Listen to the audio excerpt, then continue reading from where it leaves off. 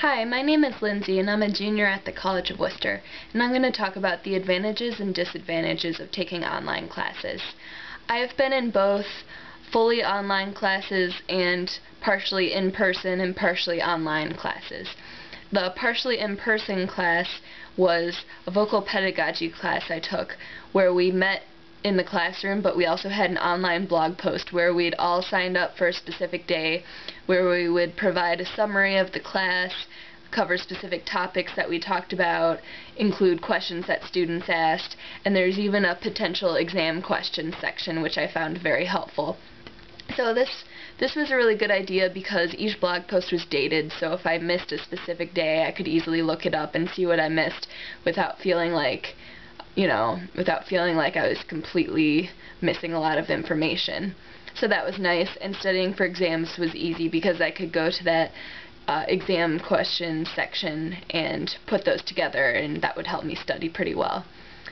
Also, we could comment on each other's posts, ask further questions, share additional information, and our professor would even comment sometimes. So that was a nice way to stay in touch, and we could even post some visual aids and pictures with our posts if we wanted to further ingrain the information. So for my fully online class, it was actually a summer Psychology 101 class. So same sort of thing, we had an online blog post, but the professor also posted the PowerPoints for every day online and notes. So that was nice, especially for someone like me who has trouble taking notes due to some concentration problems. So it would always be right there for me. So that was nice. We also shared articles online, which gave us some additional sources of information. So in general, I found going online to take classes very helpful, especially for someone like me with a very busy schedule. At one point I had 2 different jobs, so I liked the fact that I could come home, do my own sort of thing, relax, and even do my homework in my pajamas at my own ease. So that was some advantages. A couple disadvantages, though, I would say is we did lose a little bit of the human interaction factor. You didn't get to form some of those friendships and acquaintances in your classes with fellow classmates. Also, if you had a specific question or were confused about something, you didn't have the ease of having your teacher right there who could give you an in-depth explanation. You have to wait for your teacher to get back to you if it's online and you have a question, and they might be busy, so you could be waiting a little while.